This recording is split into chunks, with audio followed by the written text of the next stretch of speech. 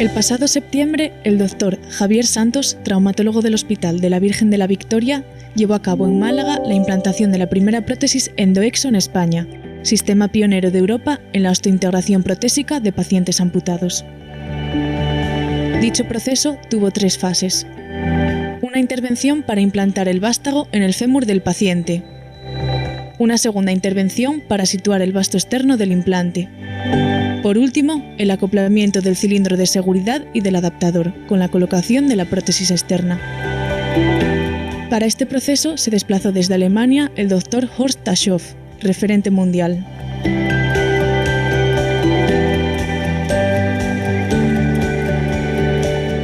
La osteointegración permite una biomecánica más natural de la marcha, la reducción de los problemas asociados al muñón y una mejor calidad de vida.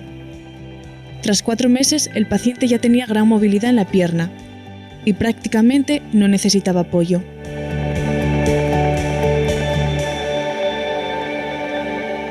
El sistema EndoExo consta de un vástago intramedular, fabricado en cromo cobalto con un recubrimiento tridimensional para favorecer la osteointegración a largo plazo.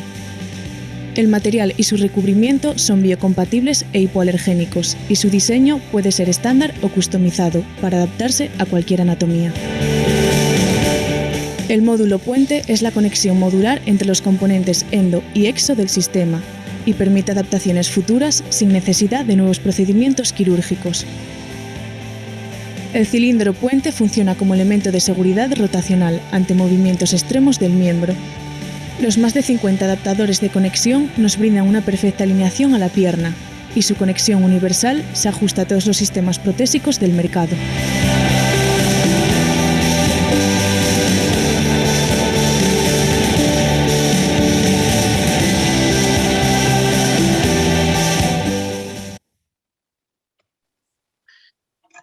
Buenas tardes, mi nombre es Rubén Suleja y trabajo para la empresa MBA, que actualmente distribuye el sistema de osteointegración que acaban ustedes de ver en la pantalla. MBA lleva 30 años, más de 30 años en el sector de la ortopedia y de la traumatología, sirviendo materiales quirúrgicos principalmente para la reconstrucción ósea y para el tratamiento, de fracturas y de traumatología en general.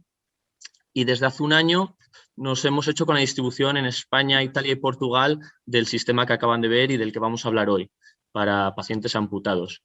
En colaboración con la Asociación ANDADE de amputados de aquí de España, Nacional de España, hemos hecho este webinar en el que hoy tenemos el honor de poder escuchar a Diego Somoza. Diego Somoza es técnico ortopeda en Alemania, trabaja en Hannover, pero es gallego de nacimiento y nos va a poder explicar en nuestro idioma y perfectamente entendible las ventajas de este sistema frente a otras soluciones como es el encaje. Sin más dilación, doy paso a María Manzaneque, vicepresidenta de la Asociación ANDADE, con la que hemos hecho este webinar, a quien quiero agradecer enormemente su apoyo y la difusión de este simposio, otros simposios que podamos hacer y colaboraciones, y quien va a moderar la charla. Gracias, María. Adelante con tu charla, con tu introducción. Buenas tardes, me llamo María Manzaneque y soy la vicepresidenta de la Asociación Nacional de Amputados, ANDADE. También soy la delegada en Asturias y por eso fue más fácil contactar con la empresa, o que la empresa MBA contactara con nosotros, ¿no? Porque la empresa MBA tiene su sede en Asturias. En primer lugar quiero dar las gracias a Rubén, porque desde el primer momento, gracias por su perseverancia, ¿no? Aunque a mí el proyecto de esta formación de hoy me pareció desde el primer momento estupendo. Hacer partícipes y el acercamiento de la empresa al usuario me parece fundamental, ¿no? Porque, creo que como asociación de amputados tenemos la obligación de estar informados de todos los avances que hay en el mercado. No solo respecto a las novedades protésicas, que también, sino a todos aquellos avances que la comunidad científica y sanitaria puede proporcionarnos acerca del anclaje de las prótesis. Entonces, Rubén, muchas gracias, lo primero. Creo que las personas amputadas somos un sector muy olvidado de la sociedad. Probablemente también Internet nos hace mucho daño, ¿no? Porque parece que todas las personas que vemos, los paralímpicos y todas las personas que vemos por ahí saltando, que fenomenal, y es un gusto verlos, pero parece que todos podemos hacer eso, ¿no? Entonces, a veces a los que no podemos hacernos nos queda un poco ese resquemor. Por eso, bueno, yo creo que nosotros somos un colectivo con muchas carencias, muchos problemas, muchos más a lo mejor de los que la gente se puede imaginar. Y bueno, la calidad de vida incuestionablemente pasa por una mejor protetización, unas mejores prótesis, lo último que haya en el mercado, eso es incuestionable. Pero bueno, también a pesar de todos los esfuerzos de los técnicos ortopedas o de todo el empeño que ponga el paciente, a veces el encaje, que es el kit, yo creo que estamos de acuerdo, ¿no, Diego? Que es el kit de la cuestión, a veces no sale, ¿no? No sale de una adaptación completa y entonces es cuando empiezan los problemas. Yo creo que en ese punto, cuando paciente y ortopeda lo ponen todo por su parte y no se consigue una adaptación al encaje, es cuando entra en juego la osteointegración, cuyos detalles nos vais a explicar más adelante. Nada, no mucho más, solo agradecer sobremanera este acercamiento de la empresa al paciente y bueno, que no nos enteremos de que sepamos lo que es la osteointegración de primera mano, ¿no? Que no nos enteremos por los corrillos, por las redes sociales, por lo que cuentan unos y otros. Entonces, bueno, yo creo que es es una gozada poder estar escuchando y bueno, nada, muchísimas gracias. Y bueno, paso sin más a Diego, que nos explicará fenomenal todo esto de la integración. Por favor, en las preguntas, bueno, me acaban de decir que soy moderadora y estoy como un poco espantada, pero bueno, las preguntas para mejor organización las hacéis a través del chat, ese que se ve abajo, al final, abajo de la pantalla, y entonces luego al final yo leo así un poco o hago un pequeño resumen de las preguntas, que muchas supongo que se repetirán. Y nada, bueno, para los que no sepan lo que es la asociación, creo que mi deber también es meter una puya ahí y deciros bueno, que ANDAD es una asociación a nivel nacional que tiene muchas delegaciones, bueno, tiene delegaciones en muchas provincias y que, bueno, yo presumo un poco de ser un poco una gran familia porque es verdad que el recién amputado te necesita mucho al principio y a lo mejor a lo largo del tiempo se va adaptando y te necesita menos, pero nosotros somos una asociación que está ahí desde el primer momento, desde la cama de un hospital, apoyando, animando, orientando y luego, bueno, pues a veces la gente no dice, ay, sí, ahora te necesito mucho, luego no te necesito más, pero bueno, yo creo que la unión hace la fuerza y también cara a las instituciones es muy importante lo que digan las asociaciones, ¿no? Y bueno, pues nosotros organizamos reuniones, jornadas, reivindicamos donde haya que reivindicar nuestros problemas, en fin, que yo creo que es importante que todos estemos a una porque, vamos, yo creo que somos un colectivo bastante olvidado, ¿no? Alguien habló del colectivo invisible y es verdad que detrás, o sea, se nos ve así más o menos bien, ¿no? Y nadie sabe lo que hay detrás, ¿no? Lo que escondemos y es mucho dolor y muchos problemas. Bueno, pues muchas gracias. Adelante, Diego. Bueno, pues muy amable, una muy interesante introducción y nada, daros las gracias por permitirme también dar esta charla a vosotros, a la gente de ANDADE y también a la gente de MBA. Supongo que como nadie me conoce, pues tendré que presentarme. Mi nombre es Diego Somoza, soy técnico ortopédico, también soy podólogo y ya trabajo desde hace unos 7-8 años aquí en Alemania como técnico ortopédico y tengo la suerte de poder hacer, entre otras cosas, también hacemos pacientes normales con encajes y demás, pero aparte también tenemos la posibilidad de hacer este tema de la osteointegración. Y yo pues formo parte de un equipo. O sea, esto no es algo que haga yo solo y realmente es muy importante la función de un equipo multidisciplinar y yo soy solo una piecita de ese equipo. Entonces, voy a dar paso ya a la presentación e intentaré no ser muy pesado y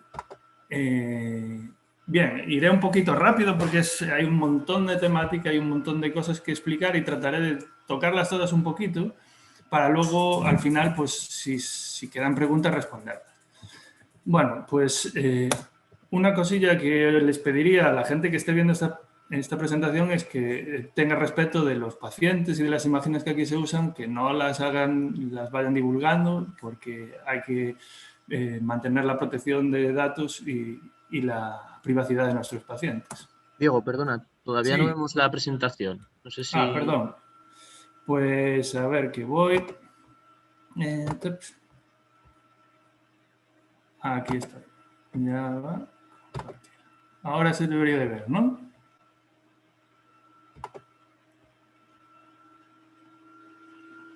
Ahora se ve, sí. Si vuelves... Muy bien. Pues nada, aquí vuelvo al principio. Bien, ahora ya parece que todo va bien. Bueno, pues nada, otra vez, como ya dije antes, soy técnico ortopédico y trabajo aquí en Alemania en la empresa Brandes und Leasing, que está en Hannover.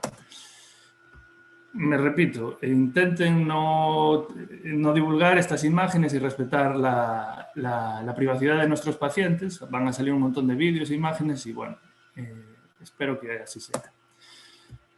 ¿Qué vamos a ver hoy? Pues voy a tratar de responder a un montón de preguntas relacionadas con el tema de la osteointegración y trataré de hacerlas con un lenguaje normal y que sea cercano a la gente. O sea, voy a intentar utilizar el menor número de tecnicismos posibles para que todo el mundo lo pueda entender. Evidentemente va a haber algunas cosas que va a ser inevitable decirlas un poco técnicas, pero si no, al final de las preguntas trataré de aclararlas de otra manera. Ahora podemos ver aquí un vídeo con pacientes que he tratado yo y mis compañeros, donde se pueden apreciar pues, cómo funciona esto del sistema de osteointegración. Como se puede ver, la mayoría de los pacientes son amputados transfemorales en distintos niveles de amputación, aunque como veremos más adelante también se puede realizar tanto a pacientes transfemorales como a transtibiales. Aunque hay que recalcar que este sistema se ideó simplemente para transfemorales. Es un paciente muy interesante que luego al final lo volveremos a ver, que es de un doble amputado. Tenemos unos cuantos pacientes dobles amputados que son los que el mayor provecho pueden sacar de esta técnica. Porque el sistema con encaje realmente no funciona para llevar una vida normal. Cuando hablo de llevar una vida normal es andar 8 horas con una prótesis sin tenerse que quitar constantemente. Eso es uno de los detalles que aclararemos después dentro de las ventajas de este sistema.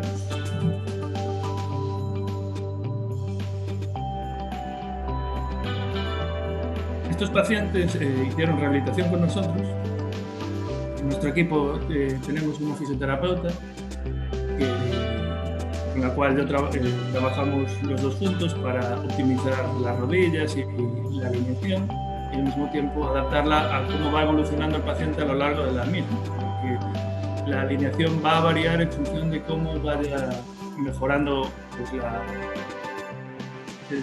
potencia muscular, el acortamiento. Aquí se pueden ver pacientes transhumerales.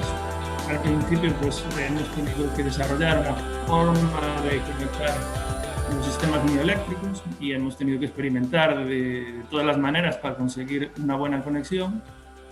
Aquí se ve como un paciente pues, está trabajando en la propiocepción y el control de la prótesis. Es importantísimo una buena rehabilitación para que todo funcione. Esto no se puede improvisar. Al principio esto. Y aquí ya vemos un paciente que está agarrando un huevo que está vacío. Bueno, primero hay que empezar por el principio y la historia pues es fundamental y un poco la teoría. Así que esto lo voy a pasar bastante rápido y voy a tratar de ser ameno, pero básicamente la palabra osteointegración viene del griego osteón, que significa hueso, y del latín integrare, que significa completar. Y aquí en estas imágenes podemos ver a la izquierda un paciente con un encaje, con el típico desviamiento en abducción, que se va el fémur hacia un lado del encaje, y al mismo tiempo vemos al lado un paciente ya con el implante. A las dos imágenes de la derecha, pues podemos hacernos una mejor idea de cómo es eso. Se ve un fémur y en la parte distal, en el extremo, pues se ve el resto del implante. Y a la derecha de todo pues se ve todo el conjunto, ¿no? El implante con el doble cono, todas las partes que lo conforman hasta llegar a la parte exterior, que sería donde se engancha la prótesis, que sería pues, un sistema universal, que ya es compatible con todos los sistemas que hay en el mercado. El material que se utiliza en estos casos, pues el más conocido es el titanio, que es el que más se escucha, pero también, como dijo mi compañero al principio en la presentación, los hay de cromo. Y estos materiales son bioinertes y se produce una oxidación en el mismo que permite que los mucopolisacáridos, las glucoproteínas y el hueso en sí pueda fijarse, como se ve en las imágenes que hay abajo, y se forme una unidad con el hueso, ¿no? Esto, unido a la presión que se realiza tanto a la hora de insertar el implante como a la hora de caminar, va a favorecer que los osteoblastos, que son las células que producen hueso, se vean estimuladas y todavía ese proceso se vea incrementado, con lo cual la osteointegración no deja de realizarse durante el tiempo que el paciente tenga el implante.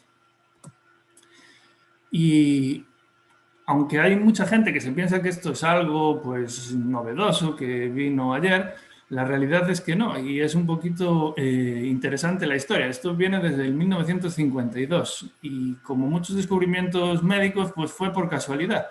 El profesor Brennemark de Suecia, pues, haciendo pruebas de la vascularización del hueso de un conejo, pues puso allí una pieza de titanio y cuando se la quiso quitar pues se vio que no salía y no sabía por qué.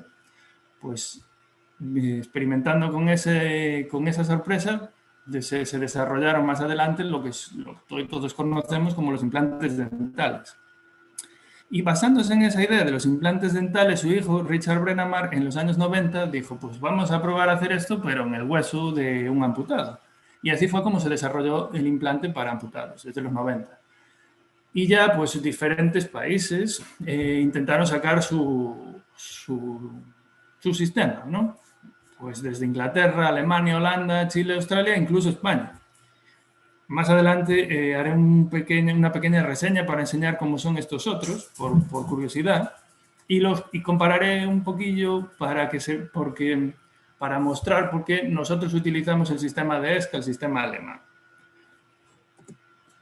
Pero antes de nada, seguro que hay mucha gente que tiene la curiosidad de saber, pues esto es para mí, no es para mí, qué ventajas tengo, qué desventajas, pues ahora lo vamos a ver.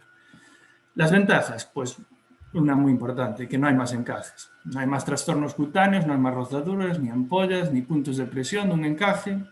Es fácil y rápido de colocar la prótesis, incluso para pacientes mayores. Hemos visto que para pacientes geriátricos, que para ellos es una auténtica odisea colocarse un encaje, este sistema es tan sencillo que para ellos les permite colocarse la prótesis de forma independiente y con lo cual también andar muchas más horas y tener más seguridad. No hay más problemas de sudoración, porque ahora va a estar la piel completamente al aire.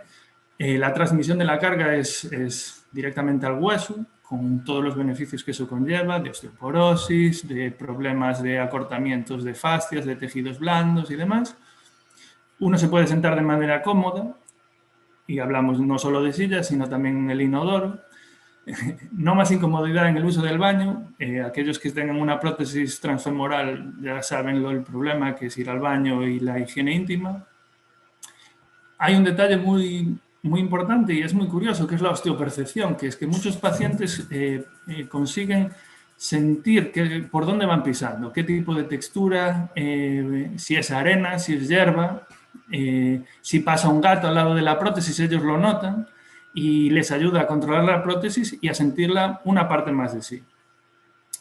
Mejora los tejidos blandos en general, como fascia, cápsula y músculos, que muchas veces, tal y como se elabora la prótesis y el encaje, favorecen que se acorten músculos, favorecen las tensiones en la fascia y en la cápsula, y gracias a la libertad que ofrece este sistema y a la fisioterapia, muy importante, el paciente va a lograr una liberación de todas esas estructuras y va a tener una mayor libertad de movimiento y menos molestias en ese punto. Hay una mejor alineación corporal, por lo que hablábamos de que el encaje requiere una serie de alineaciones que a veces no son compatibles con la anatomía propia del paciente. En cambio, de esta forma, el peso y la forma del implante van a favorecer que el fémur vuelva a trabajar como lo hacía antes. Y eso se va a notar en todas las estructuras, en toda la cadena cinética del paciente. Más kilómetros y más horas sobre la prótesis. Hay un aumento considerable de las horas que los pacientes se pueden llevar la prótesis sin tener que quitársela, y eso es muy significativo. Es lo que nos remiten y nos cuentan nuestros pacientes, y pueden pasar más de 8 horas con la prótesis, cosa que muchas veces con un encaje es impensable. Y eso pues mejora mucho la calidad de vida, no tener que estar pensando a dónde voy a ir, si va a haber un baño, si voy a poder quitarme allí la prótesis, colocármela, si voy a poder sentarme aquí en el teatro. Eso se acabó. Hay una mejor integración laboral y social, como se pueden hacer más horas, hay menos molestias, pues hay mucha gente que pues, le apetece volver a trabajar y volver a hacer una vida normal. Y eso son unas de las ventajas que esto ofrece. Pero como esto no es la panacea, también hay inconvenientes. Hay 2 operaciones que no podemos olvidarnos de ellas, con todos los riesgos que eso conlleva. Durante ese periodo de 2 operaciones, hay 8 semanas que el paciente no va a usar la prótesis, y para mucha gente es un problema. Hay los riesgos intrínsecos a una cirugía, pues que como problemas con la narcosis, las infecciones y demás, que eso puede ser un problema.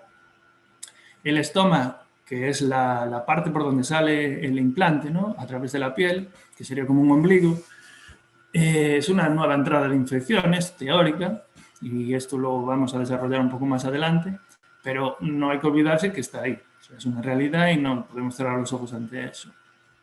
Luego hay que hacer un cuidado diario del estoma. Hay gente que tiene unas formas de aseo que no son compatibles con esto, y hay que reeducar a esas personas. Pero vamos, con ducharse todos los días y lavar el estómago con agua y con jabón es suficiente. Eso lo hablamos ahora. Y hay la posibilidad de que haya una resección o reconstrucción del estómago. Hay veces que la piel o la carne empieza a crecer del estómago, no permitiendo que ese ombligo, ese canal esté libre, y puede irritar la piel o hacer molestias, pequeñas heriditas, y a veces pues eso hay que hacer una pequeña cirugía ambulatoria ahí para volverlo a dejar como debería. ¿Para quién está indicado este tratamiento? Pues para muñones muy cortos, que no es posible meterlos en un encaje porque no hay superficie de contacto suficiente. Muñones con grandes cicatrices, pues por lo mismo, porque es una superficie que no permite la adherencia y no permite que haya una buena coaptación con el encaje. Muñones informes, en sus tejidos blandos. Sí que es verdad que existen liners a medida que se pueden adaptar a esos muñones, pero siempre es complicado. Muñones con constantes cambios de volumen. Hay gente que el muñón le varía a lo largo del día una barbaridad. Es igual que haga tratamiento del linfedema o distintas variantes del mismo, el muñón le varía tanto que no le cabe en el encaje. O se le cae o demás. Entonces, para esa gente esto es perfecto, porque da lo mismo como varíe el volumen del muñón, la prótesis siempre va a estar como la pusiste a la mañana. Y la excesiva sudoración. Aquí no se va a escurrir el encaje porque va a ir mecánicamente agarrado al implante, a la parte exterior que se ve aquí en la imagen. Contraindicaciones. Pues no debería de usar esto pacientes con trastornos psiquiátricos, porque se pueden hacer daño a sí mismos y hacer que esto no funcione. A pacientes con macroangiopatía diabética. Resalto esto porque antes se decía, no, si eres diabético esto no es para ti. Pues se ha visto a lo largo de todos los años que lleva el doctor Ashoff implantándolo, que si el problema es una microangiopatía diabética distal, o sea, de las partes más extremas del cuerpo, más sacras, pues es compatible esto y no ofrece ningún problema. Insuficiencia arterial, el embarazo, quimioterapia, encontrarse en una fase de crecimiento, ahí habría que esperar a que el chaval termine de desarrollarse para poderlo colocar. osteoporosis, el hueso no está en las condiciones para soportar la presión que va a meterle el implante, y una estructura de hueso informe. ¿Qué viene a ser esto? Pues una persona que haya perdido su pierna cuando era un chaval y lleva pues 30, 40 años amputado, puede pasar que el hueso se haya desestructurado tanto y perdido su forma que sea imposible meterle el implante. Pero bueno, eso habría que verlo y hablarlo con el cirujano, porque a veces sí que hay solución. Bueno, infecciones, la gran pregunta. Pues nosotros después hablaré de nuestra experiencia y nuestras estadísticas en Brandes und Disease, que es la empresa donde trabajo aquí en Hannover, pero las infecciones tópicas del estómago aparecen de forma esporádica y remiten normalmente con un antibiótico de uso habitual que te pueda dar el médico de cabecera. ¿Qué son infecciones de forma esporádica? Pues igual una al año, eso podría pasar. Más de una al año no solemos ver. Y luego osteomelitis o infecciones de los huesos, nosotros en Brandes und Disease no hemos tenido ninguna, pero sí que conozco 2 casos que ha pasado. Una ha tenido un buen prognosis mediante antibioterapia, y el otro paciente pues, se le tuvo que retirar el implante y volver a usar en encaje. Pero nosotros con todos los pacientes que hemos tenido todavía, toco madera, no hemos tenido ninguna infección. Aquí en las imágenes lo que se puede ver es un estoma sano a la izquierda, que es el ombligo ese que hablábamos antes, un estoma que ha empezado a crecer y se ha empezado a montar por encima del implante, y aquí vemos un estoma que en este caso está infectado. Una infección tópica, una infección de la piel, de las partes blandas. Fracturas. Pues en resumen, se puede decir que nosotros hemos tenido 4 pacientes con fracturas y todas han sido traumáticas. Y ese tipo de fracturas pues, se resuelven como un paciente que no tenga ningún tipo de implante, o sea, como una fractura normal. En este caso fueron unos accidentes. Uno fue en una pista de esquí, que es el paciente que se ve arriba. Y bueno, pues aquí colocando unas placas y tornillos y cerclajes, pues se resolvió y el paciente volvió a caminar. Todas las fracturas que conocí, que eran esas 4, se resolvieron bien. Abajo se ve otra fractura, que es una fractura del implante. La puse ahí porque es curiosa, porque estos son de la primera generación del sistema alemán, y ahora ya estamos en la quinta, y eso ya no ha vuelto a pasar. Pero aquí se ve también, por eso está la imagen aquí, cómo se puede extraer. O sea, en la imagen de la izquierda se ve el implante colocado, en la del centro se ve cómo ha partido, y en la de la derecha se ve que se ha retirado el implante y el paciente, pues en este caso, supongo, porque no lo conozco, que volvería a llevar un encaje. Ahora voy a hacer aquí un pequeño resumen de los distintos tipos de sistemas de osteointegración que existen. Y empezaré por el OPRA, que es el que inventó Brennamark en Suecia, que permite la osteointegración y el apoyo a partir de los 12 meses, entre 6 y 12 meses. Ese dato es importante. Luego está el sistema ILP, que va por presión, que es el sistema que usamos aquí en Alemania, que usan los australianos y demás. Es casi el más extendido, y dentro de está el EndoExo, que es como se conoce el sistema alemán, que tiene esta superficie tridimensional que se puede ver abajo, que permite que el hueso se infiltre, crezca y se agarre ahí de forma increíble, ¿no?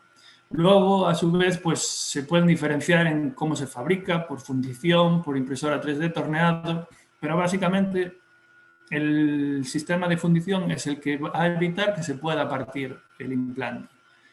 El implante de ESCA, el alemán, es por fundición. Otros son por impresora 3D y entonces ahí puede haber problemas. Nosotros los hemos visto y cabe destacar. OPRA es el sistema sueco, como ya dijimos antes. Si en vez de llevar esa estructura tridimensional, lleva este tornillo, y a la superficie del tornillo es donde se genera esa osteointegración. Luego tiene un pequeño vástago, que es el que se ve ahí atravesando la piel, que es diminuto, así como un lápiz. Y se inserta, en las 2 imágenes de abajo se ven los sistemas de cierre, ¿no? que enganchan la parte endo, que sería la parte que está dentro, y la parte exo, que es la parte de la prótesis. El de la izquierda es de la antigua generación y la actual es el de la derecha. Ese sistema también evita accidentes, pero como se puede ver es bastante grande. Y lo digo esto porque más adelante veremos por qué es importante que no sea así de grande. El sistema australiano es muy parecido al sistema alemán en cuanto a la parte endo, a la parte que va en el hueso. La parte externa es la que más varía porque tiene un sistema que antiguamente, en la imagen de la izquierda, unía el implante a la prótesis con un tornillo, con una llave Allen, que cerraba el orificio donde va alojado el implante. Hoy en día lleva como un cierre como el de una bicicleta, como un cierre rápido. Es como una palanca que hace la misma función de cerrar el diámetro y de esa manera queda ahí alojado el implante. ¿Cuál es el problema? A mi ojo como técnico ortopédico, que la variedad y la potencialidad de adaptar distintas alineaciones aquí se ve muy condicionada por este sistema que se ve a la derecha abajo. Básicamente baja todo recto y eso es incompatible con las alineaciones que nos requieren los fabricantes de las rodillas y de los pies. Este es el sistema alemán. Aquí se ven las distintas evoluciones que hubo de izquierda a derecha, de más antiguo a más moderno. Y lo que destaca de este es pues, la superficie tridimensional y la variedad de adaptadores y la capacidad de tener ese sistema antiaccidentes que vamos a ver con más detalle más adelante en un espacio diminuto. Y al mismo tiempo conseguimos un desplazamiento posterior, un offset,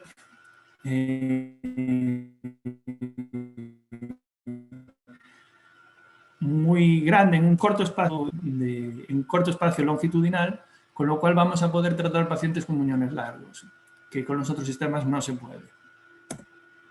Aquí hay más sistemas de otros países y cabe resaltar que a mí me parece una idea muy interesante, la de Keep Walking. Es un implante español que en un principio se hizo para convertirlo casi como si fuera un desarticulado de rodilla, con esa pieza de plástico que funcionaría como los cóndilos de un fémur, y luego en una posible segunda operación se haría el estoma, la perforación y tal. Creo que se llegaron a hacer 3 pacientes por allá por el 2013 y demás, pero ya no he escuchado nada más. El problema también era que utilizaban las piezas del sistema australiano y si no lo eran muy parecidas, con lo cual me puedo imaginar que habría problemas con la alineación. Y ahora pues vamos a ver cuál es mi experiencia como técnico. Todo lo anterior pues es historia. Nosotros trabajamos con el doctor Ashoff, que como ya vimos es uno de las eminencias en este ámbito. Y él tiene establecidos estos tiempos, ¿no? Esto puede variar, pero lo estándar es hacer esto. Se puede hacer en solo una operación, pero lo recomendable es hacerlo en 2, para que haya una correcta osteointegración y que no haya riesgo de infecciones entre la primera y la segunda operación. Bueno, en cualquier caso, cuando el paciente ya sabe que se va a operar y que se puede operar, pues se le ingresa en el hospital y al día siguiente se le hace el Step 1, que sería la operación número 1, y ahí se queda una semana hospitalizado para un control. Luego se va 6 semanas a su casa en reposo, sin prótesis, importante, porque hay mucha gente que para ellos es un problema no poder seguir andando y tener que usar una silla de ruedas. Luego hay una segunda operación, que es la más sencilla, es una operación de media hora, y es básicamente perforar la piel para hacer ese estoma, ese ombligo, ¿no? Por donde va a salir el implante. El paciente está 2 días de hospitalización y luego 2 semanas de reposo. A partir de esas 2 semanas ya viene y ya el técnico le va a poder colocar la prótesis y va a poder empezar a apoyar. Dependiendo de lo que haya visto el médico en la operación, la calidad del hueso y demás, pues se hace una carga controlada o no. Pero en cualquier caso, ese día el paciente ya sale andando. Y es un día bastante emocional y especial para el paciente y para nosotros pues también. Luego se hacen controles sucesivos porque hay que controlar los tornillos, la alineación y demás, cada 3, 6, 12 meses y luego ya anuales, ¿no? Pero bueno, básicamente eso es el estándar. Las estadísticas que os traigo hoy aquí pues son, desde el 2016 al 2018 tratamos un total de 64 pacientes. Hoy, a día de hoy, llevamos más de 100. Pero de esos 64 pacientes, que lo tengo más pormenorizado y con más detalle, 55 eran femorales, de los cuales 4 eran bilaterales, 7 eran tibiales y 2 humerales. De todos estos casos, 4 fracturas fueron traumáticas en fémur y todos tuvieron un pronóstico positivo y volvieron a caminar. La reconstrucción del estómago o las reducciones de partes blandas son bastante habituales y igual en 10 pacientes pues hay que hacer a uno una regresión de las partes blandas. Con los implantes transtibiales hemos tenido más problemas. De hecho, había 3 implantes de tibia que por una sensación subjetiva del paciente, que él decía que eso no se había fijado, que se le movía, que no funcionaba, él quiso quitárselo. Cuando se le quitó, se observó que sí que se había osteointegrado y que estaba bien agarrado. Y nada, al final el paciente tuvo que volver a andar con sus encajes de toda la vida. Pero con esa experiencia solo hemos tenido 3 pacientes y además los 3 eran transtibiales. ¿Y por qué usamos nosotros el sistema de ESCA? Que es el que lleva la empresa MBA en España ahora. Pues el implante de ESCA tiene esta estructura tridimensional que no tienen los demás. Y es una integración real. Ahí, como se puede ver en las imágenes, crece el hueso y se agarra de una forma increíble. El implante es de fundición, con lo cual es súper robusto y muy seguro. Permite la carga axial, o sea, permite la carga desde la prótesis hacia el fémur a través de la cadera, con lo cual va a volver a tener unas sensaciones y van a mejorar sus estructuras blandas, todos los tejidos blandos. Hay una reducción de accidentes por rotación involuntaria porque tiene un mecanismo de seguridad que vamos a ver ahora que ayuda a evitar eso, para que no se dañe la osteointegración, y tiene la posibilidad de conectarlo a una prótesis de cadera en el futuro. El implante es lo que se ve aquí en la imagen de abajo. Y en su parte de la izquierda tiene un pequeño tornillito que conecta a una rosca que en el futuro se va a conectar a un posible prótesis de cadera. Con lo cual, esto es una pregunta más enfocada a veces a un médico que piensa cómo va a ser la degeneración de una cadera y luego no va a tener dónde fijarla, ¿no? Pues ahí es donde se fijaría. Aquí se ve todas las piezas y el conjunto. El implante sería el número 1, el número 2 sería un doble cono que une la parte interna con la parte externa del sistema. Lleva una serie de tornillos y demás. Y luego el número 5 es el cilindro puente, que es donde va alojado un sistema de seguridad que vamos a ver ahora.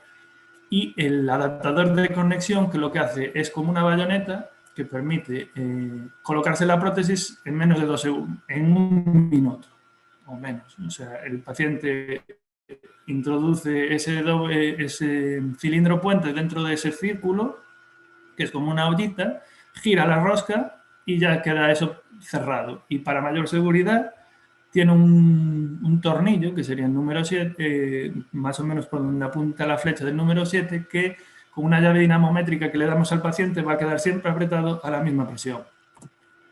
Aquí están esos elementos de seguridad. Esto es un caso, un ejemplo real de un paciente que se le quedó el pie enganchado en una raíz, giró la pierna. Es un paciente normal, sin amputación, pues podría ser una lesión de los meniscos. Pues en este caso lo que se parten son estos vástaguitos, estos pins que están dentro de ese cilindro puente, que están colocados en función del peso y la actividad del paciente. Entonces la prótesis se puede apoyar en ella, pero va a haber un ligero giro. Pero él va a poder llegar andando a la ortopedia y que nosotros le cambiemos eso. A su vez, el doble cono, en la parte que está dentro del implante, también tiene como un pin, una pestañita metálica que en el caso de una rotación extrema se va a partir y eso va a quedar también flojo. La adaptación de la prótesis siempre la tiene que hacer un técnico y tiene que ser un técnico certificado, porque aquí hay un montón de de problemas que pueden surgir si no es así. El técnico pues tiene que controlar la tornillería y usar una serie de herramientas que son específicas para esto. Y bueno, como ya vimos anteriormente, las revisiones se hacen cada 3, 6 y 12 meses y luego cada año. La alineación es fundamental. Y es fundamental porque si no, no va a funcionar la rodilla. Podemos tener un cohete de rodilla, una Genium, una Sileg, y si está mal alineada, la rodilla se va a volver loca y no va a funcionar. Y el paciente lo acabará achacando a otras cosas, pero el problema radica en la alineación. Aquí vemos una paciente con una alineación bastante extrema y en la parte de la izquierda se hizo una prueba para ver en la alineación en la que ella se encontraba cómoda caminando y luego se pudo realizar una pieza a medida solo para ella, para que pudiera tener su adaptador de rotación y para aligerar todo el conjunto. O sea que todo es posible. Y aquí es lo que hablábamos antes, ¿no? Que estos adaptadores nos permiten una gran variabilidad de offsets para escoger el offset que necesitamos. El offset sería, como se ve en la imagen superior izquierda, la distancia que hay entre el implante y dónde debería de ir la carga o la línea de carga de la prótesis. Este desplazamiento se acompaña también de un cierto ángulo para compensar la flexión de cadera. Todo esto hay que medirlo y va a ir variando a lo largo del uso del paciente. Por eso no se le va a colocar uno. Nosotros les colocamos tenemos un par de ellos para que los usen de forma temporal a medida que van haciendo la rehabilitación y luego se empieza a estabilizar el paciente en una medida que en él se va a sentir cómodo y que es compatible con su contractura e inflexión y con su alineación. Aquí vemos una paciente que vino de Chipre, doble amputada, y vino con el sistema australiano y le dejaron la alineación que se ve a la izquierda, con un desplazamiento posterior de 17 milímetros. Eso hacía que las rodillas no funcionaran bien. Nosotros le hicimos una prueba, le colocamos un adaptador nuestro y ya empezó todo a funcionar en condiciones y la chica pues andaba mucho mejor. Entonces es importante fijarse en estas cosillas. Son cosas técnicas, pero es fundamental porque podemos hacer la mejor cirugía del mundo y tener un rehabilitador maravilloso, pero si nuestro técnico no sabe, pues va a haber problemas. En estas imágenes se ve cómo es una alineación, ¿no? El paciente en la foto de la izquierda se ve cómo ya realiza una extensión de cadera sin compensar con la lordosis lumbar. Todo eso fue gracias a la rehabilitación previa, a la operación y a la de después, que es importantísima. Al mismo tiempo, el paciente sujeta su encaje antiguo donde se ve compensada esa flexión de cadera. Aquí en las imágenes de la derecha se puede ver una foto frontal y otra lateral donde se ve la línea de carga con el sistema láser de Ottobock por donde, como recomienda el fabricante en este caso de la rodilla y del pie, cómo debería de ir la carga. Por la cadera, bueno, eso ya son cosas de técnicos, pero bueno, es un ejemplo, ¿no? Aquí se ve un paciente transtibial que también tiene una cuestión bastante curiosa y es que al principio se colocaba el tubo y el pie en línea con el implante.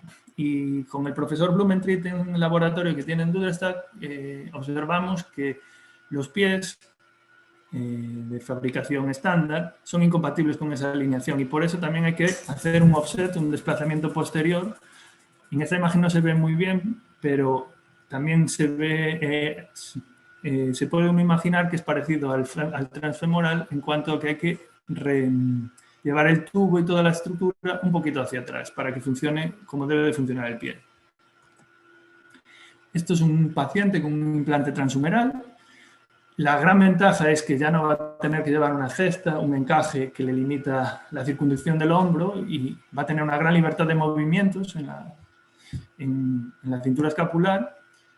Y eso siempre es un problema para el técnico, porque para conseguir la conexión con los sensores mioeléctricos pues es un problema. Nosotros tuvimos que desarrollar distintos sistemas, como se ve aquí en la imagen. Aquí tenemos otro paciente transhumeral donde hicimos una especie de encaje, pero bueno, básicamente al final lo que mejor funciona son unos parches adheridos que el paciente ya sabe dónde los tiene que colocar y así es como mejor funciona. Gracias por debido a esa libertad de movimientos que es difícil de aislar, ¿no? Pero, en resumen, acaba funcionando. Luego me gustaría resaltar, que ya lo expliqué al principio, la importancia del equipo multidisciplinar. Aquí podemos tener el mejor médico del mundo, un técnico fantástico, pero si nuestro fisio, nuestro rehabilitador, no sabe ni cómo funciona una rodilla electrónica, ni sabe cómo tengo que reducirle el acortamiento de las fascias o cómo enseñarle a andar, pues todo el trabajo que había antes se va a perder y no vamos a conseguir el objetivo terapéutico, que es que nuestro paciente ande y esté más contento. Aquí podemos ver distintas imágenes de nuestra fisioterapeuta y conmigo también trabajando aquí con ellos para mejorar las partes blandas y la musculatura, potenciarla, reducir acortamientos y demás. O sea que con lo que vengo a decir es que es un proceso que necesita tiempo, unos meses, no es una cuestión de años, pero es importante para conseguir un buen patrón de marcha, estético, simétrico y no acabar andando básicamente como un pirata. O sea, tienes un Ferrari, que es el implante, y tienes una rodilla fantástica y andas como un pirata, pues eso no debe de ser. Y muchas veces el problema recae en esta parte que se olvida. Ahora os voy a comentar aquí el paciente que veíamos al principio, doble amputado. Pues aquí se le puede ver andando con unos piececillos que se llaman spurvis, que le facilitan la hora de caminar. El paciente empieza andando así, especialmente en los dobles amputados, para evitar caídas y, muy importante, evitar una rotación, sobre todo al principio, que la osteointegración no es completa. Podríamos decir que al cabo de un año el hueso ya está ahí perfectamente adherido, pero al principio pues hay que andar con cuidado. Luego ya le vamos aumentando la altura y además, al ir ya apoyando al paciente, va estimulando esos osteoblastos, esas células que hacen crecer el hueso. Por lo tanto, es importante también que él cambie. Es el primer día que el paciente andaba ya con las rodillas electrónicas que ya tenía de antes, porque nosotros normalmente no colocaríamos una Kenevo, él lleva una Kenevo y una Gemio. Y aquí ya se le van andando sin muletas.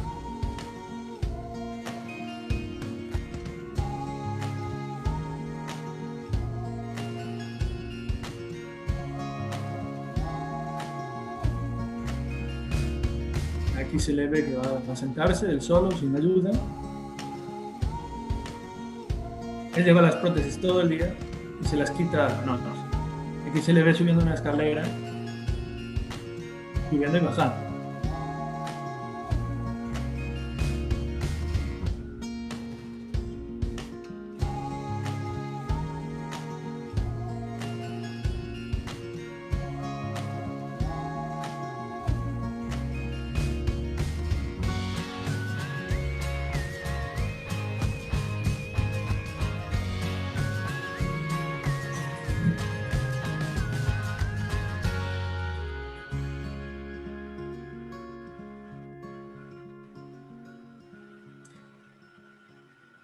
Y a continuación vamos a ver otro pequeño vídeo, haciendo un poquito de publicidad de la empresa, naturalmente, y os voy a enseñar a una paciente que anda muy bien.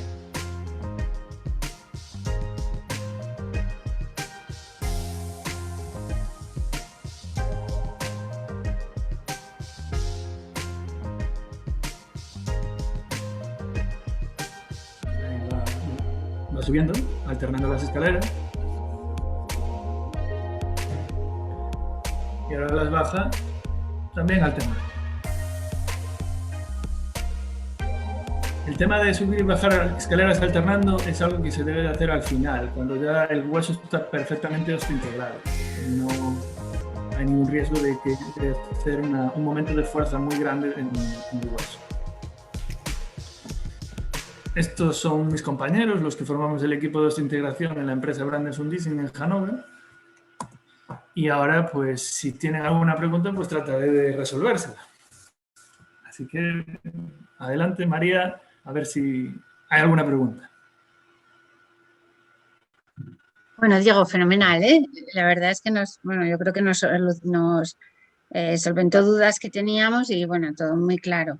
Bueno, en espera de que hagan a lo mejor algunas preguntas ahora, eh, alguien que se llama Jesús pregunta una doble pregunta que yo creo que a una parte ya contestaste.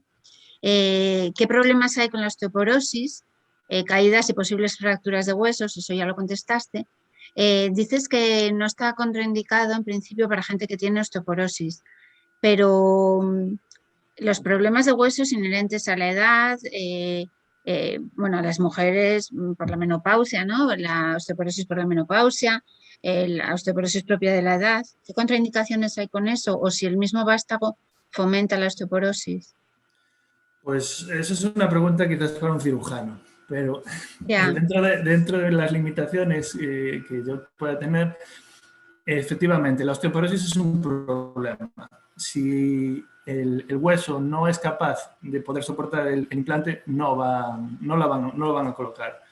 Pero sí que es cierto que hay una serie de tratamientos que favorecen y estimulan el crecimiento del hueso. Y luego, una vez colocado el implante, sí que estimula el hueso, ¿no? Pero los procesos naturales, como son la osteoporosis tras la menopausia y demás, pues es complicado. Pero sí que tenemos mujeres mayores, después de haber pasado ya bastante tiempo la menopausia y usan su prótesis de manera normal. No sé si con eso respondo a la pregunta. Yo creo que sí. Bien. Casos nos has dicho que todas las fracturas que habéis visto son traumáticas. ¿Casos de reamputación habéis visto? O sea, que haya tenido que... Reamputación. Reamputación. Pues no. Bueno, miento, a ver. Hay un paciente en concreto que era transtibial, quería colocarse el implante, tuvo un accidente y tuvo una infección de hueso y lo tuvieron que reamputar, le hicieron una amputación, una desarticulación de rodilla, que es una amputación fantástica, y él, muy cabezón, decidió operarse y amputarse más arriba para colocarse el implante, como él quería en un principio siendo transtibial. Y ahí está, él va andando con su prótesis ahora transfemoral. Ha perdido una serie de inserciones musculares que son muy importantes, pero ha ganado en otros aspectos.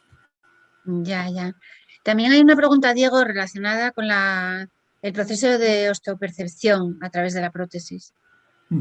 Osteopercepción supongo que se refiere a propiocepción. Sí y no, o por lo menos como yo lo entiendo. La propiocepción normalmente se encuentra en distintas zonas del cuerpo, como las cápsulas de las articulaciones, en los cartílagos, en distintas zonas, ¿no?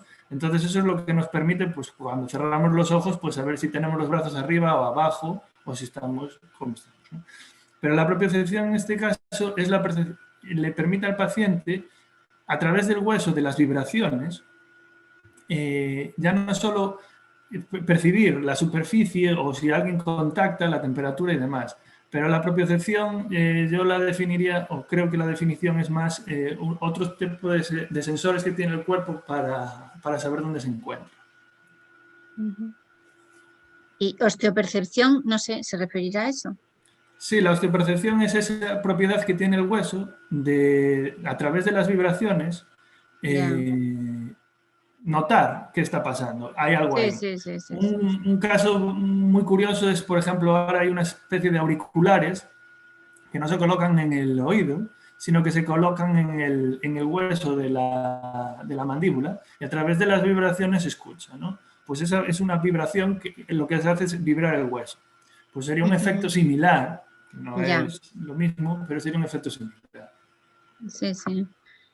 También preguntan cuál es la longitud mínima de remanente óseo que debe de quedar en el fémur para colocar ese tipo de vástago. Pues bueno, habías hablado de distintas longitudes, ¿no? Claro, pues normalmente, y esto es una opinión también personal, hay pacientes con prótesis, con encajes, que llevan una vida muy buena. Como bien dijiste tú al principio, los deportistas que van a las Paralimpiadas, y parece que esos son todos los pacientes así. Un paciente así no necesita osteointegración. Entonces, muchas veces los pacientes que requieren esta técnica son pacientes que están desahuciados por un encaje y suelen ser pacientes con muñones especialmente muy cortos. ¿Qué ocurre? Hemos visto pacientes con implantes de hasta 9 centímetros. Con 9 centímetros de fémur, perdón. Eso es cortísimo. Se pueden hacer implantes a medida para esos pacientes. Se puede, porque existen implantes estándar y se puede hacer también el implante a medida para ellos. Eso sería, y funciona muy bien. Por ejemplo, el chaval el doble amputado era así. Era un paciente de Siria que le mandaron un misilazo y su hermano también es amputado y tiene los muñones súper cortos. Creo que eran 12 centímetros o así. Y se puede ver cómo saca partido, ¿no? Luego los muñones largos, obviamente, son lo mejor, porque vas a tener una mayor capacidad muscular y demás, pero, como ya vimos antes, depende del sistema, no va a haber sitio para colocar todo lo que necesitas ahí. Y el sistema alemán sí que lo permite, porque es súper compacto, muy estrecho y pequeño, diminuto al fin y al cabo, con lo cual vamos a poder también protetizar a un paciente con un muñón muy largo. Nos preguntan por el dolor fantasma, ¿qué cambia? ¿Sigue estando? ¿Qué sensación tenéis vosotros o qué experiencia tenéis? Pues es muy buena pregunta. Pues no hay estudios al respecto. De hecho, esto es un campo fantástico para estudios científicos, papers y demás. Pero lo que nos cuentan los pacientes es que hay una mejora importante en cuanto al dolor fantasma. Nosotros lo achacamos a la osteopercepción y al hecho de que llevan la prótesis más tiempo con ellos y la acaban integrando en su concepto corporal. Un poco como la terapia con espejo, pero con el hecho de que al tenerla anclada y al notarla todo el rato, es como que forma más parte de ti y el cerebro la acaba integrando en su concepto de cuerpo. Pero realmente son opiniones de pacientes y son positivas, pero no hay ciencia al respecto. Ya.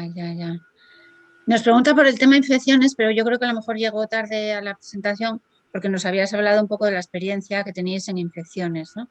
Al principio. Eso, básicamente, si hay infecciones, que son pocas, suelen ser tópicas, o sea, de la piel, del estómago, se resuelven con antibióticos orales y ya está.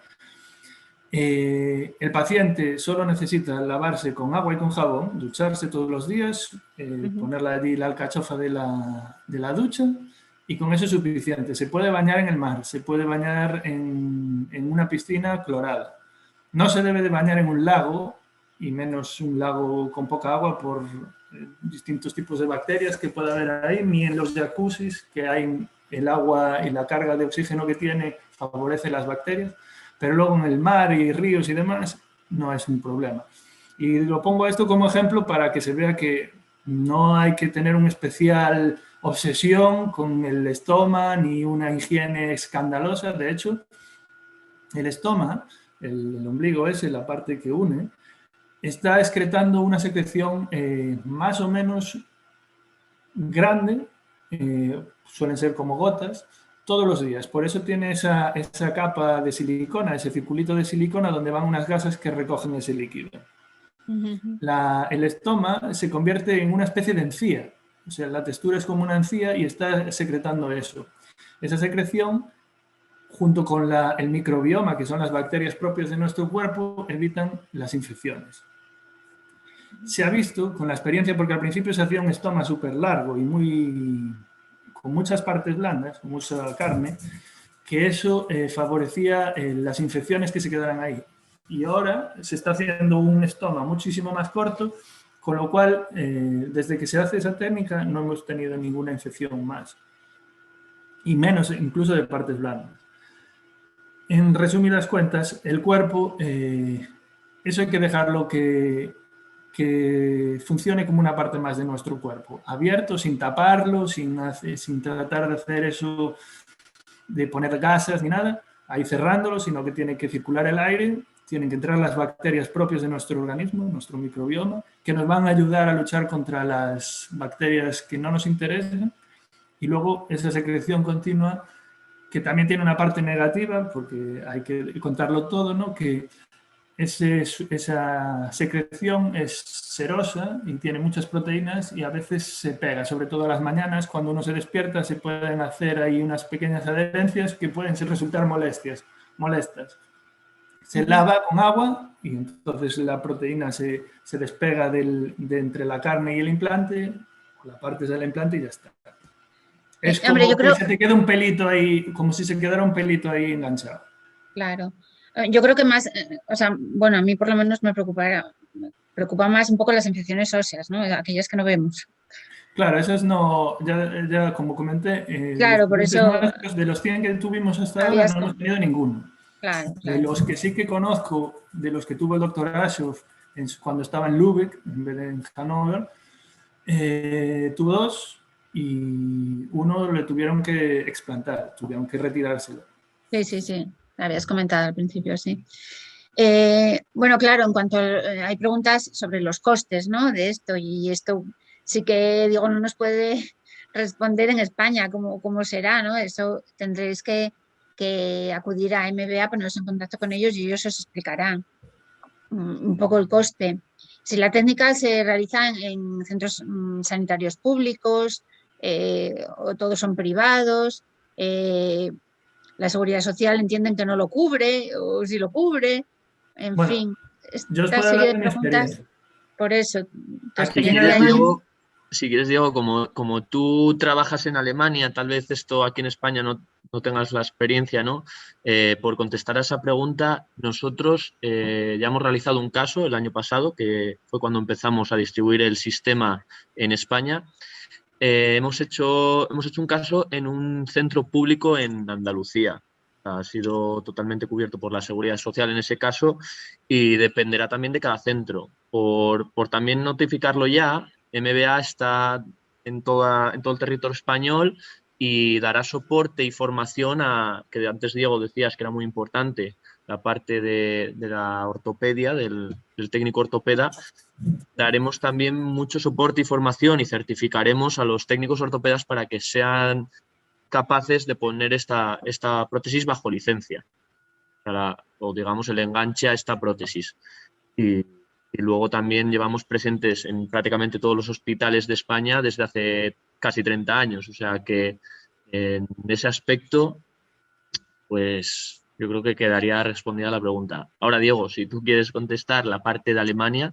claro, es lo que iba a contar, que aquí en Alemania no existe la sanidad pública. Entonces hay un montón de seguros obligatorios o seguros privados. Pero bueno, en esencia son privados. Hay una hay como un catálogo de prescripción de esos seguros, como en España. Y al principio, lógicamente, esto no estaba integrado dentro de esos catálogos.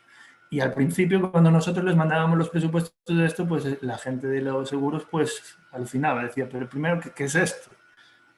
Pero ya viendo pacientes y un poco con el uso, hay muchas cajas de salud, esos seguros obligatorios sobre todo, porque es lo que más hay aquí en Alemania, pues ya lo van aceptando y lo van integrando en sus servicios. O sea, y eso es un poco lo que a mí me gustaría que ocurriera en España, que esto fuera algo normal y que se pudiera integrar dentro de la seguridad social de una forma normal y estandarizada. Eso sería lo ideal. Diego, ¿sabes más o menos la estadística del porcentaje de personas en relación al método tradicional, ¿no? El porcentaje de personas osteointegradas ¿Cómo porcentaje? en relación a el tanto por ciento de personas osteointegradas en relación a personas con un encaje tradicional Pues y si vosotros veis que se está ampliando. no conozco ninguna estadística al respecto. Y te voy a dar mi opinión Sí, subjetiva de sí, claro, nuestros pacientes. claro. Nosotros seguimos recomendando a los pacientes que llevan una vida relativamente confortable y normal, él sigue usando su encaje. Un paciente que requiere un cambio de encaje una vez al año o cada 2 años, yo considero que no debería de cambiarse al sistema EndoExo, porque lleva una vida normal.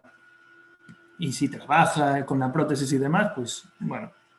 Pero sí que tenemos una serie de pacientes que, como tú bien decías, y como hablábamos al principio en las ventajas y desventajas, que son incompatibles con un encaje. No hay manera de, por mucho que te rompas la cabeza, intentes distintos tipos de encaje, llames a otros técnicos de la competencia o que venga un técnico de una empresa que desarrolle un encaje especial, porque eso lo hacemos. Hay veces que ni así funciona. Entonces, para esos pacientes, esta técnica es ideal. Que tenemos pacientes también que teniendo un encaje que funciona, se han hecho el EndoExo, pues también. En contra de nuestro criterio.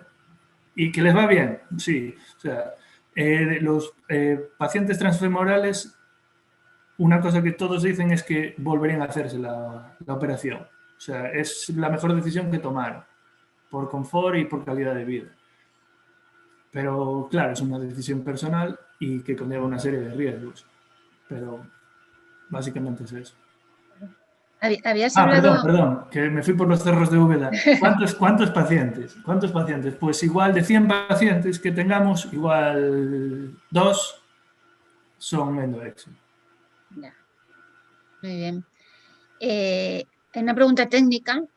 A nivel linfático, leo textualmente, a nivel linfático, con una disección de los ganglios a la altura inguinal, ¿puede repercutir en el proceso de la osseointegración? Pues no tengo ni idea. Claro, es que, bueno, es muy técnico. No tengo ni idea. Vale. Y luego, bueno, tibiales, longitud mínima, Diego. Pues esa es otra historia, porque el tema es, este implante se desarrolló para el fémur. El fémur es casi como una caña de bambú, en la cual hay una superficie ahí idónea para meter ahí el implante. ¿Qué ocurre en la tibia? En la tibia, en la parte media y distal, es parecida, triangular, pero parecida. Pero en la parte proximal, en la parte más cercana a los platillos tibiales, se abre como un cáliz. Y ahí hay una parte de hueso, que es la esponjosa, que es más blanda, que no es muy fácil de tratar con el implante. Entonces, si es muy corto, va a haber una superficie muy pequeña para la osteointegración, que sería la parte que quede con esa forma triangular, ¿no? Entonces, esos pacientes los hemos tratado de forma que la rehabilitación vaya mucho más lenta, con mucho más cuidado, para que esa osteointegración no lleve ningún problemilla. Además, ellos siempre al principio tienen mucho miedo y mucha sensación de que hay holguras. Y puede ser porque el vástago, el implante, en esa parte puede trabajar. No se sabe. El caso es que los pacientes que finalizan la osteointegración finaliza bien, a pesar de ser corto el muñón. En pacientes con el muñón largo funciona muy bien. Pero estamos hablando ahora de los muñones muy, muy cortos, de unos 9 centímetros, que prácticamente no tiene la parte alargada de la tibia. Nada, bueno, yo creo que no hay muchas, vamos, no hay más preguntas. Bueno, algún comentario de personas que llevan 25 años sufriendo por los encajes, hasta les han jubilado, ¿no? Porque no pueden usar un encaje, entonces, claro, descubren en esto me lo haría mañana mismo, ¿no? Claro. Y bueno, yo creo que quedó un poco claro que no, corrígeme si me equivoco, que no es para recién amputados, que es para personas que hayan pasado ya un tiempo de amputación y hayan probado el encaje, ¿no? No, y sí. A ver, bueno. Hemos tenido la práctica clínica de pacientes que se han amputado y se les ha colocado ya en la misma operación el implante. ¿Qué ocurre? A mi modo de ver, es muy importante que el paciente tenga una experiencia previa, para que ya no solo para que pueda comparar y ver lo bueno que es esto, en comparación con lo anterior, sino que además va a aprender a manejar la rodilla y a hacerse con ella de una forma como más segura, porque cuando llevas el encaje, si saltas encima de la prótesis o bajas una escalera, pues es menos miedo que si tienes un implante ahí. Pero en cualquier caso, técnicamente es posible y de hecho lo hemos hecho. El amputarlo y colocarle el implante en la misma. Y yo creo así, bueno, casi la última que acaba de surgir, por vuestra experiencia, tanto MBA como empresa, como tú como técnico, ¿cómo están aceptando o qué posibilidad hay de que el cirujano acepte la propuesta de un rehabilitador que dice, bueno, este paciente quiere métemelo en quirófano otra vez porque le vamos amputado ya hace tiempo, ¿no? Volver al quirófano, o sea, meter otra vez en el quirófano a un paciente que ya lleva amputado y que, bueno, puede correr un riesgo de infección que no tenía, ¿no? ¿Cómo aceptan esto en realidad, en general, los cirujanos? Pues Rubén, yo eso mejor que lo contestéis vosotros. Bueno, creo que aquí una cosa que es bastante importante es que haya, digamos, buena comunicación o que formen buen equipo entre el departamento de rehabilitación y el departamento de traumatología. Es algo que, por ejemplo, nosotros en Málaga sí que hemos visto que hay esa sincronía y que en el caso precisamente de Andalucía no hubo problemas, sino todo lo contrario, por parte del traumatólogo en meter a quirófano a un paciente que había amputado hacía un año y algo. O sea que en ese sentido supongo que se puede encontrar con varios perfiles de cirujano. Esto es lo de siempre. Habrá quienes teman más esa posible infección y vean más riesgo que la satisfacción o digamos la solución final, y los hay que no lo vean así, que vean, oye, pues que el riesgo es menor y que lo que se va a solucionar, ¿no? Y al final esto también muchos resultados en distintos papers, oye, pues se puede contrastar. Al final yo creo que hay que ponerlo encima de la mesa y bueno, las opiniones van a seguir estando ahí y yo creo que cada cirujano pues tendrá que tomar la decisión que el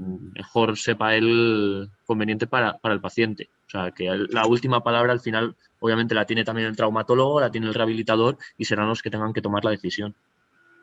Yo me gustaría añadir algo y es que desde mi experiencia hay en el sector médico hay bastante desconocimiento de la técnica y el conocimiento que se tiene es muy antiguo.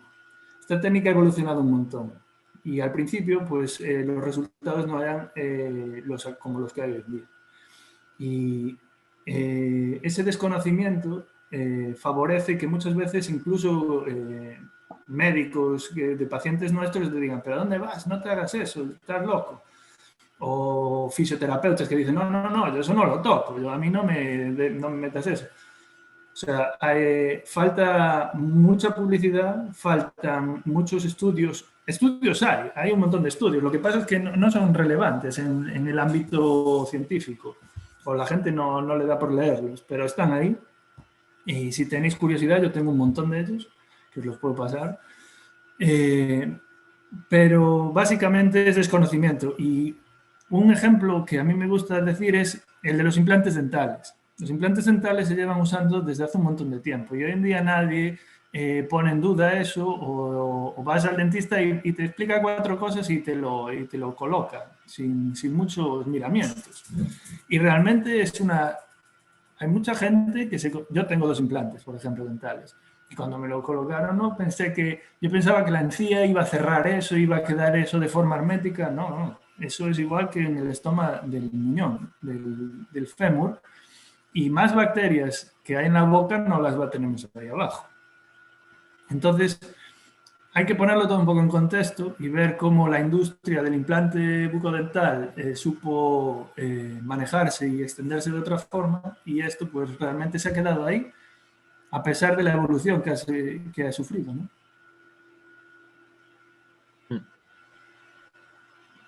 Pues nada, yo creo que no hay más preguntas. Agradeceros mucho, bueno, a Diego su exposición, que estuvo fenomenal. Y bueno, luego a MBA, pues yo creo que animar a que esto, pues por lo menos darlo a conocer a todos los rehabilitadores, a todos los cirujanos, a todo el mundo que nos atiende, abrir estas sesiones, ¿no? Bueno, pues nosotros también desde la asociación, desde Andrade, abogamos por la importancia y la necesidad vamos, del equipo multidisciplinar también, de que empezando por el que te atiende en la carretera, a lo mejor en un accidente, ¿no? Imaginemos una amputación por accidente, desde los servicios que te atienden, ¿no? Hasta el guardia que te hace el atestado, el cirujano, que si son amputados vasculares, pues empezaría ahí, ¿no? Por el cirujano, pero luego la unidad del dolor, el psicólogo, que hay mucha carencia de psicólogos en las amputaciones, vamos, la unidad del dolor, el traumatólogo, el cirujano, en fin, hasta llegar al ortopeda, que es parte fundamental en todo esto, y por supuesto el rehabilitador, que también es una figura bastante desconocida, ¿no? Entre todos esos, si todas esas personas estuvieran en conexión, vamos, otra historia sería la de las personas amputadas. Y bueno, gracias María, gracias también Diego por la charla y a ti María por la colaboración, no solo presente, sino futuras colaboraciones que pueda haber entre la casa comercial en este caso y una asociación que al final da a conocer todos estos problemas que hablas y que ojalá, oye, pues se den a conocer más y al final haya un trato más, digamos, más justo, que sea más visible. Y por nuestra parte, bueno, decir que ya estamos, como decía antes, distribuyendo este producto en España, en Italia y en Portugal a todos los niveles. Nosotros somos una empresa que además se localiza en las ciudades, por tanto, no hace falta, digamos, hacer un gran viaje para poder implantarse esto, siempre y cuando el traumatólogo así lo requiera e indique este tratamiento. Pero bueno, yo creo que al final hemos atendido una charla en la que, sobre todo hoy, hemos dado a conocer esto de la osteointegración. Hoy se ha hablado del endoexo. Creo que además dentro de poco podremos lanzar, y lo haremos también, haremos la difusión a través de Andade, si así lo desea María y la asociación, de una página web con toda la información que puede ser la que antes hablaba Diego, de las publicaciones, con la información que también hemos visto hoy sobre qué es la osteointegración y qué beneficios tiene. Y bueno, nada más, si tenéis alguna duda más, pues oye, estamos aquí para solventarlas. Y cualquier contacto, bueno, a través de la página web de mba.eu también las podéis hacer llegar. Así que nada, si tenéis algo más que decir, muchas gracias a ambos y nada, nos despedimos. Pues nada, muchas gracias a todos. Espero haberos dado alguna información y aprendido algo. Y nada, muchas gracias y hasta la próxima. Seguro que sí. Muchas gracias. Chao. Hasta luego.